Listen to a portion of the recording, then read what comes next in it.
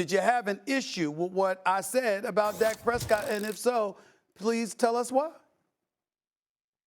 Of course. So, I'm generally a Dak defender. But to be honest with you, what's wrong with what you said wasn't even about Dak and his talent. It was just about managing a roster. You don't move on from a talented quarterback. No one ever does that. Lots of people sign quarterbacks that they don't want to keep and survive that way. So you think about the Rams and Jared Goff. Signed him, traded him, won a Super Bowl. You could think about the other side in the Lions. You could say Matt Stafford's career was a lot like Dak Prescott. They kept signing him, they traded him. The Eagles signed Carson Wentz and cut him, then found themselves in the Super Bowl shortly after. The Seahawks did the same thing with Russell Wilson. It just doesn't make sense. You have an asset that is hugely valuable. If you don't want to keep him, then you sign him and trade him. And at least in this season, if you sign him, it reduces his cap number. You may be committed to pay him more money, but you see Trevor Lawrence just signed a deal. His cap number went down to $15 million. There's nothing about this decision. If it was up to Jerry Jones, if Dak Prescott just refused to sign anything, but if it's up to Jerry Jones, there's nothing about this decision that makes your team better now or in the short run. We see good teams year after year sign their guys and then figure out what to do with them later on. I'll chime in later. Go ahead, Shannon. Go ahead and respond. Stephen A., I got to give you some relationship advice. Dominique, this is kind of like when the Cowboys are in a situation. It's like buying somebody a Birkin or a Mercedes when I'm not sure I want to keep you. Now, why would I want to invest that kind of money in you when I'm not sure I want to be with you long term? I sometimes, people keep saying, well, who you going to find better? Well, who you going to find this? And sometimes, Stephen A., we've all been there. We're afraid to leave a relationship because we don't know if we can find somebody better. But damn it, I'm not happy right here, right now with what I've been getting. So you know what, Dominique? I'm going to go ahead and roll this thing out because we're already in the middle of the year. And then at the end of the season, if you do some of the things that, I ask you to do, like get us to an NFC championship game, get me to a Super Bowl, maybe win the MVP, I'll be willing to, say renew my vows. But right now, I'm not in no mood to renew these vows, and I'm more apt to what? I'm just going to go ahead and part ways. Well, Shay, you ain't in the mood to renew any vows. I'm not in the mood to make a vow. I mean, hell with all that. I mean, this is where I feel about that. Listen, Dom, I get where you're coming from, Dom. And from a business perspective, Dom, I'm not refuting anything. I was talking about his talent. I know you can't tag him. I know he has a no-trade clause. So that puts you in a very precarious position if you're Jerry Jones. And from a strictly business perspective, Dom, I'm not disputing that. I can't argue with you about that. You know this a hell of a lot better than me and most other people, I might add. But what I'm asking you to take into consideration, just from a player's perspective, as much of a stud as this brother is during the regular season, this guy has the highest winning percentage of any quarterback who's never made a championship game appearance in NFL history and winning 64% of his games. We can't ignore that. He's tied for the worst postseason record as a starting quarterback in the National Football League in history, okay, with a 2-5 postseason record. I'm looking at the brother, and one of the things that I pay attention to, Dom, his first 4 years in the NFL, right, when he only made $4.9 million, okay, he had 2 Pro Bowl appearances, all right, and had 1 playoff win.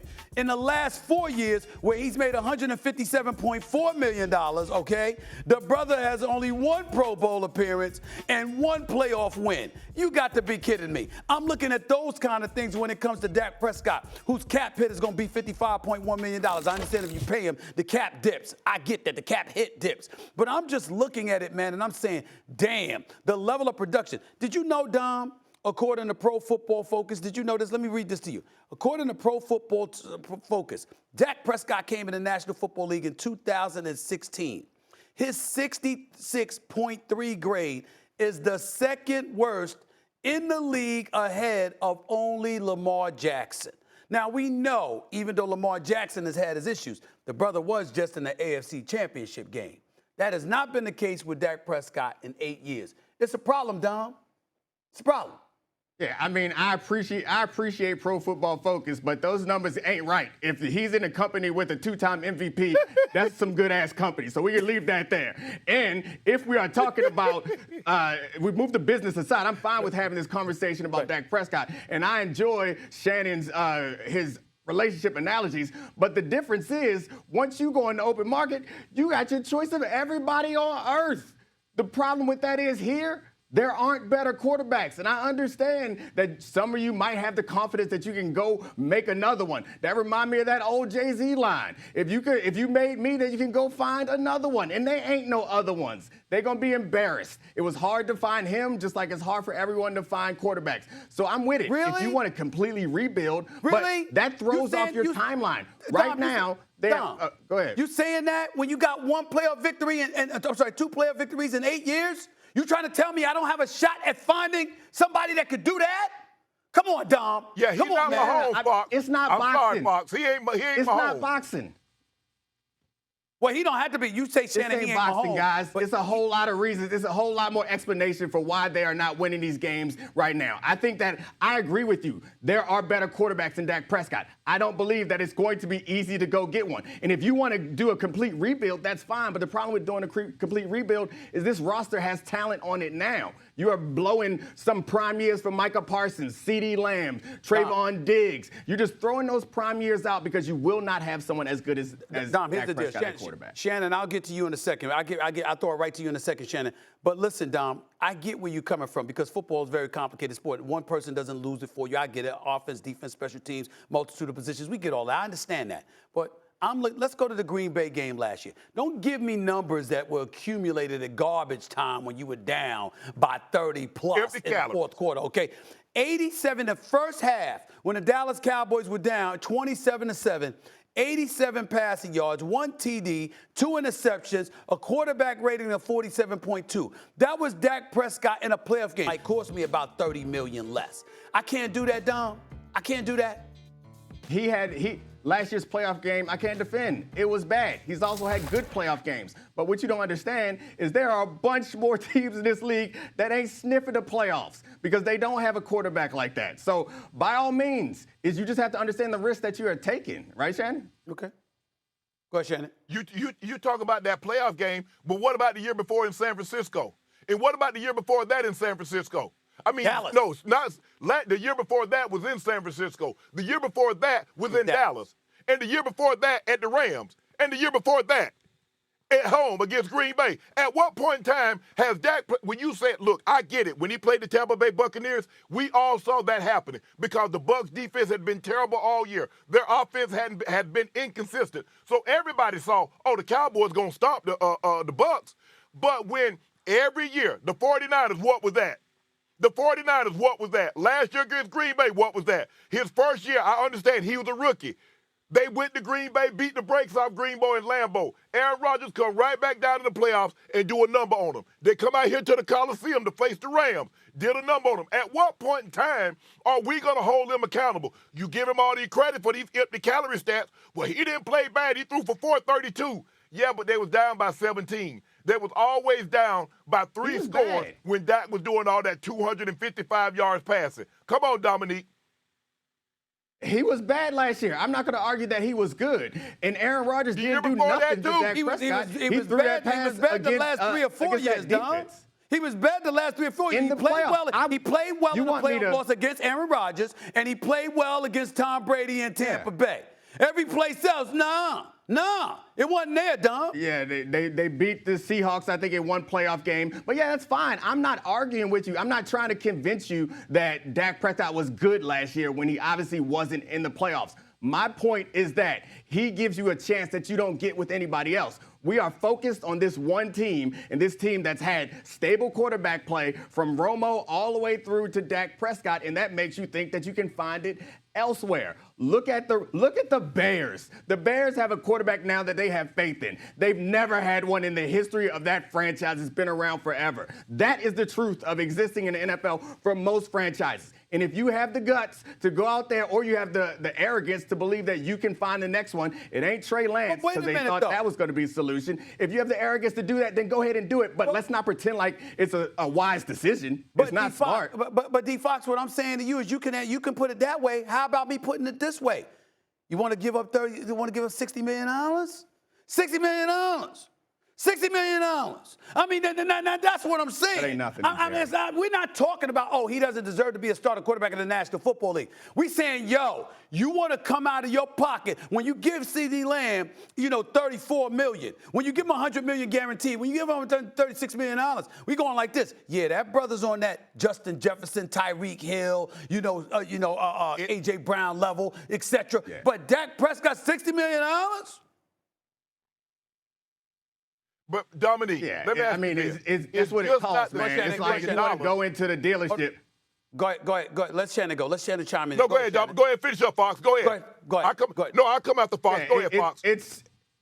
It's like going into a car dealership, those fancy cars that Shannon was talking about, and saying that you don't want to pay what it costs. This is what it costs. Like, why you think that you deserve a discount? This is what it costs to get a quarterback. So if you want a quarterback, but this is what it costs to get any quarterback. This is what it costs to get any quarterback. You're not going to go find a cheaper one. You can go play the craps in the draft if you want to. And the problem with doing that is you have players now that are ready to win championships. Go ahead and send your quarterback away and have all these future Hall of Fame players on their roster out there wasting away. Once you finally find a quarterback, the hardest thing to find, all those other players will be past their prime. So it seems like maybe you don't like what you have right now, but this is the obvious choice to give you a chance to win in the short term. Go ahead, Shannon. Guess what? Those Hall of Fame players that's on that roster, they're still wasting away, even though he's on that roster. Tyron Smith was on that roster, ain't close. Zach Martin's on that roster, Hall of Fame, ain't close. Michael Parsons on that roster, ain't close. CeeDee Lamb is playing out of his mind the last 2 years, and they ain't close. So at the end of the day, and they blaming Dak. It's like, yeah, you talk about those fancy cars. If I go buy me a $400,000 car, maybe $1 million car, I already know what it come with. I already know. What's going to come with that car. Do I know what comes with Dak Prescott giving him $60 million, Foxworth? Do I know? Yeah.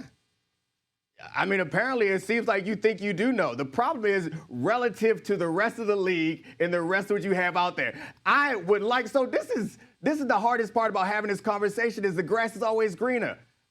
You can look around the league at all these other franchises that don't have quarterbacks. I got turf right now. My grass ain't even green. I ain't even got real grass. You keep telling me the grass green on the other side. You started talking about $1 million cars. This turf green.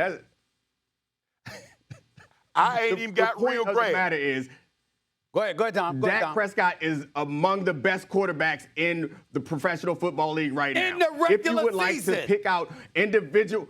Okay, there's a small sample size of the playoffs, and it is a high volatility situation. Hold on, can I finish, please? There's a tiny group of quarterbacks. There's a tiny group of quarterbacks that we know if they're on the team that their team gives us a chance to win a Super Bowl. Dak Prescott is not Patrick Mahomes. I think Josh Allen fits in that category. I think Lamar Jackson fits in that category. He's not those guys. But he is damn close. Jared Goff. He is damn close. Okay. Well, let me. No, see, that's where you lost me. Is this the 8th grade dance, Stephen A? Say what? Stephen A, is this the 8th grade dance? Because are we in the 8th grade? Because that's the only time closeness matter. When you slow dancing, or you throwing grenades. I get what you're doing. I see what you're doing. I see what you're doing, Foxworth. I keep seeing what you're doing. I disagree with you, but I'll go on the premise that Dak Prescott something happens in the playoffs and he can't play. Then plan for it. Prepare for it. Find the trade. Make the transition. You have a quality asset right now on your team that people want. Teams want them. Sign Dak Prescott and trade him. What they've done is put themselves in a situation where they got Cooper Rush or Trey Lance or Dak Prescott. Or we just cross our fingers and hope we get lucky. Well, that is the decision we're facing. You're not facing a decision where you have Jalen Hurts sitting behind him or you can trade for Matt Stafford like the Rams did. That's not the situation we're in. The situation we're in is you got Dak Prescott enough. Hey, Dom, I feel you on that, but last time I checked, listen, I hate to bring this up because I'm certainly not comparing Cooper Rush to Dak Prescott. But the brother is 5-1 in starting in place of Dak Prescott. He is 5-1. And listen to what I'm trying to say. I'm not trying to say that Cooper Rush is Dak Prescott. Prescott. What I'm saying is Cooper Rush ain't no way in hell he gonna cost you $50 to $60 million. And if he ain't gonna cost you $50 to $60 million, and Dak Prescott gonna lose in the playoffs, and I can utilize that money to buffer other assets on my roster, it might be worth consideration if the brother can't win come January. That's the last word. I'm the host today, Dom. I get to do that. Hold on, Shay. I'll come back to you because we got.